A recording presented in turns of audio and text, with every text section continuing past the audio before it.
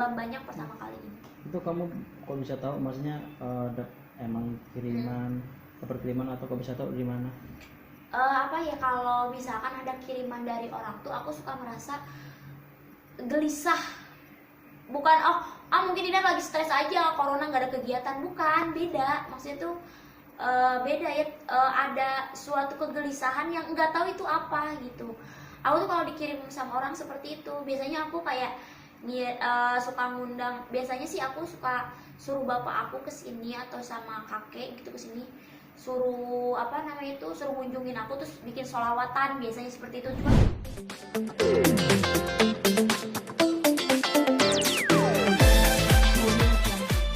mungkin kan akunya orangnya pelupa, mungkin kejedot atau apa. Cuman kalau itu kan, kalau kejedot pasti di pinggiran sebelah sini kan, itu enggak, sekarang tuh di paha di dalam. Dan itu gede banget, kayak ada, kalau nggak salah ada 5 titik dan gede-gede gitu, kayak abis ditonjok orang, ngerti nggak sih? Terus aku tuh pas bangun tidur kayak apa ya namanya tuh, kayak kaget gitu lah, kenapa aku jadi lebam-lebam gini, padahal kemarin tuh nggak abis ngapa-ngapain kayak gitu. Dan memang karena kan aku kemarin memang aku tinggal di apartemen kan, sering di apartemen, jadi kan tinggal di rumah ini memang baru gitu, dan rumah ini juga baru. Jadi di apartemen aku tuh bisa dikatakan itu sangat mistis. Jadi aku tuh kayak beberapa kali kan, kalau digangguin makhluk halus tuh ya biasanya nggak kelihatan kan, aku juga nggak lihat, cuman dia itu lebih ke kontak fisik. Jadi pas aku lagi tidur, tiba-tiba lagi tidur ada yang narik tangan aku gitu-gitu, dan itu tuh kayak udah ekstrim banget. Makanya aku kayak udahlah, kalau lagi nggak ada kerjaan, mendingan aku diam di rumah aja, jadi aku tinggalin apartemennya gitu. Itu tiap hari apa sih kejadiannya? Nggak tiap hari, cuman kayak misalkan ya, aku kasih contoh, di bulan kayak tahun lalu tuh di bulan Oktober itu tuh aku tuh kan kayak sakit-sakitan meriang, terus tiba-tiba ada yang narik aku itu kayak tangannya tuh berbulu besar, terus kayak narik aku sampai kerasa, sampai kayak gitu badan akunya itu sekitar malam jam 2 atau jam 3 subuh gitu. Terus aku sampai kebangun, terus aku sampai baca-baca ayat kursi atau apa aja gitu ya.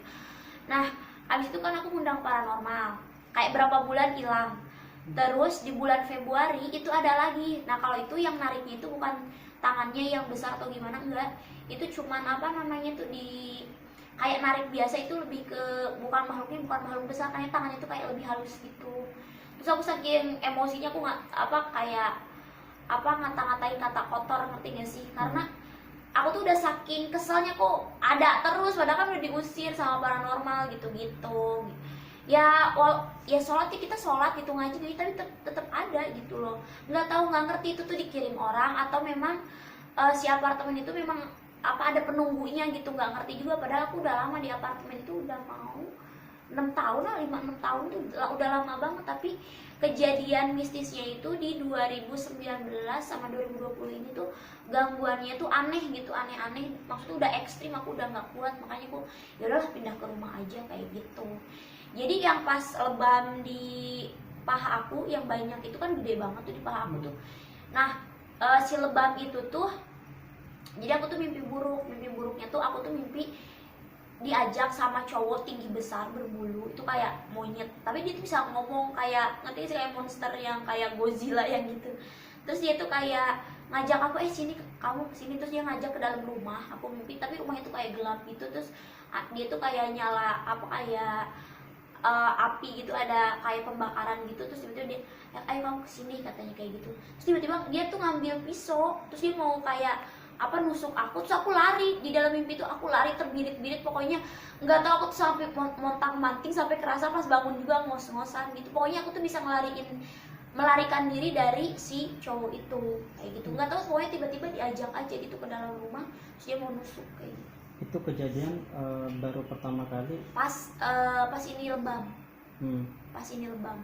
Jadi malamnya mimpi gitu, besok paginya tiba-tiba ada lebam-lebam banyak gitu. Berarti ini bisa dikatakan pertama kali ya? Yang lebam banyak pertama kali ini. Itu kamu kok bisa tahu, maksudnya emang kiriman, dapat kiriman atau kok bisa tahu dari mana? Apa ya, kalau misalkan ada kiriman dari orang tuh aku suka merasa gelisah.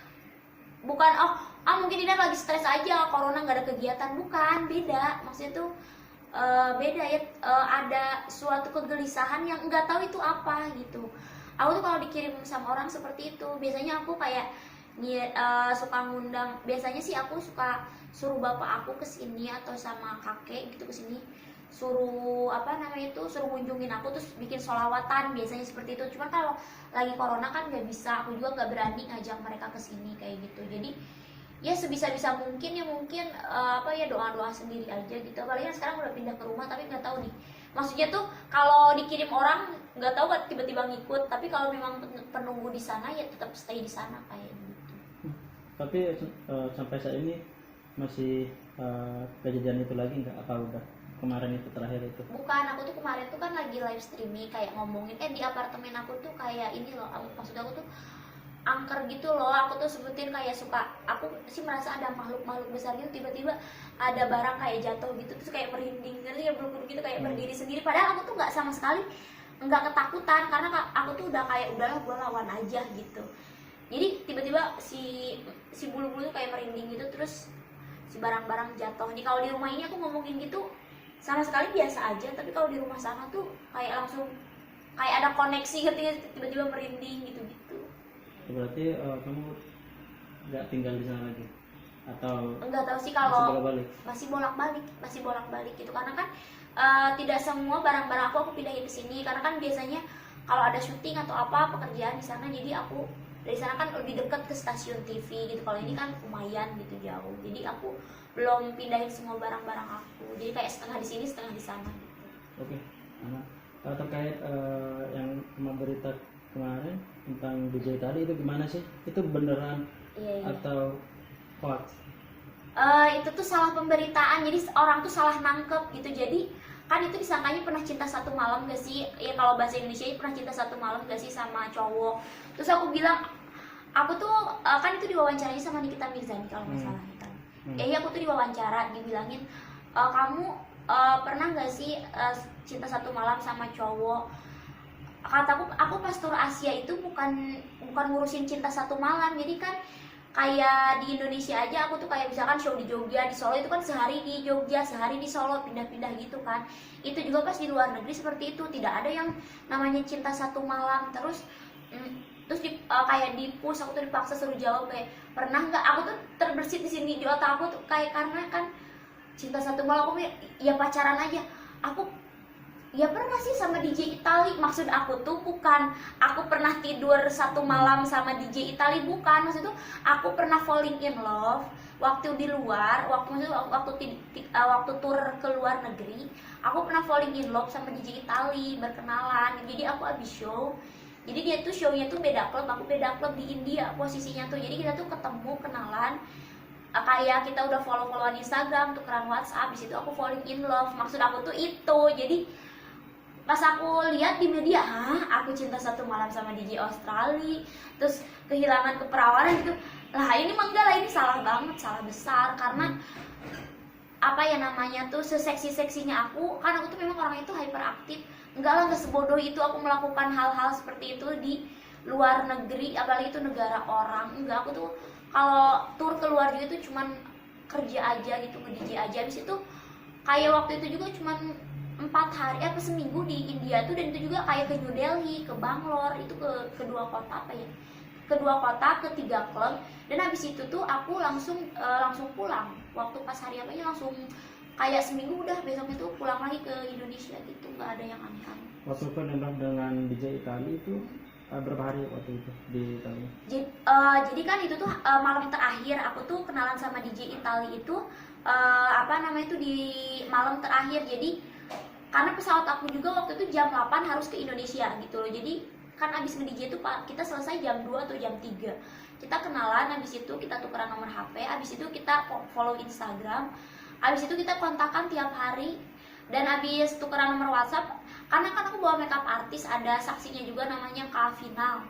Dia tuh tidur sama aku satu kamar, jadi tidak mungkin kalau aku tidur sama DJ Itali, itu tidak mungkin. Abis itu kita jam 6 atau jam berapa itu langsung cabut ke bandara. Habis cabut ke bandara udah pulang ke Indonesia, dan dia juga pulang ke negaranya, ke Italia. Dari situ kita udah mulai kontek-kontekan, dan dia sempet bilang dia mau ke Indonesia gitu-gitu. Ya kita kayak falling in love jarak jauh gitu, tapi kan buat ketemu waktu itu agak susah karena kan akunya tour, dianya tour gitu. Jadi nggak sempet ketemu gitu. Jadi pada akhirnya aku pacarannya sama orang Indonesia gitu, nggak sama orang sana. Mendengar pemberitaan itu kamu apa yang tanggapan dari kamu sendiri? Akunya tuh sih sebenarnya santai, cuman kan orang-orang yang di sekeliling aku, maksudnya orang yang lagi ngedeketin aku, kan aku tuh selama ini aku tuh pengen banget ya dinikahin. Nah kan ada orang yang lagi deketin aku banget nih. Nah setelah dengar, jadi aku tuh semalam tuh sempet nangis 2 kali ya. Jadi aku tuh ditanya terus sama dia, kamu gila parah banget kok, cara kamu kayak gini, katanya nyakitin aku nggak bisa, aku nggak bisa nerima. Terus dia sampai sekarang nggak ada kontak. Maksudnya tuh aku tuh di umur aku yang sekarang 27, aku tuh pengen banget nikah, pengen banget punya anak, maksudnya pengen punya keluarga lah, karena kan aku di kampung aku tuh aku udah dibilangin perawan tua lah apa gitu. Jadi dengan pemberitaan ini aku sangat terpukulnya tuh orang-orang yang aku cintai. Jadi mereka yang tersakiti bukan akunya, mereka yang merasa terpukul. Dan bisa jadi cowok yang lagi ngedeketin aku ini bisa jadi dia pergi, karena semalam juga aku udah nangis-nangis jelasin bahwa itu tuh apa kayak kan kalau di media dikasih judul apa gitu, padahal kan bacaan ke bawahnya apa gitu. Kata aku itu cuma clickbait doang. Tapi kan kalau orang-orang yang luar dari entertain mereka tidak mengerti itu. Jadi dia sangat sakit hati banget. Terus kata aku tidak melakukan apa-apa, karena kamu coba lihat ya di wawancara itu juga, yang pas aku diwawancara aku tidak menyebutkan itu seperti itu. Berarti berita itu emang tidak ada wawancara dengan wartawan manapun? Tidak ada, walaupun mereka sih sempat kemarin ngontak kayak dia minta klarifikasinya dong ini. Aduh kata aku belum bisa deh. Terus aku ke rumah kan, kalau di apartemen sana kan masa sih banyak aja yang ngontak gitu. Berarti kamu sampai sekarang ya udahlah, yang penting gue agak seperti itu gitu. Karena aku fix banget, karena aku tuh dengan PD-nya aku nggak klarifikasi di sosial media aku, karena aku fix aku tuh nggak ngapa-ngapain. Dan setahu aku tuh aku tidak ngomong itu. Cuman aku tuh kan itu agak ambigu di kata-kata itu. Pernah sih sama DJ Itali, tapi aku tidak membenarkan. Aku pernah tidur 1 malam sama DJ Itali. Aku tidak menyebutkan dari mulut aku seperti itu, tapi aku ngomong pernah sih sama DJ Itali. Itu kan bisa jadi itu memang, jadi orang-orang kan menerka-nerka kemana-mana gitu. Memang itu salahnya. Maksud aku tuh, aku jelasin lagi di sini. Maksudnya 1 malam kenalan sama DJ Itali itu bukan tidur sama DJ Itali, tapi kenalan kayak falling in love di malam itu sama DJ Itali. Karena kan memang pekerjaanku dunia malam, jadi kenalannya malam, dan memang itu tidak terjadi apa-apa gitu. Itu di bulan apa sih kamu ketemu sebelum corona ya? Di 2019 Maret 2019 pas tur Asia. Pokoknya aku lupa di bulan, pokoknya antara Maret atau April itu kan aku ada tur Asia keluar. Nah itu aku banyak ketemu DJ luar gitu, dan aku falling in love-nya sama DJ Itali. Namanya DJ Itali? Bukan dari Itali. Namanya? Ya namanya jangan disebut lah, soalnya ini. Jadi sekarang itu netizen tuh lagi nyari teman-teman DJ Itali aku yang di Instagram. Jadi ada beberapa temen aku DJ Itali itu yang bikin musik bareng. Nanti tuh salah satunya diincer sama mereka sekarang tuh gitu. Ada yang DM-in, aku gak usah lah sebut namanya, nanti mereka diincer. Yang penting betul pemberitaan soal itu tidak benar sekali. Iya, pokoknya pemberitaan itu tuh pokoknya tidak benar, itu salah paham kayak gitu. Makanya biar yang sejelas-jelasnya tidak terjadi sesuatu sama DJ dari Italia itu. Oke. Cukup.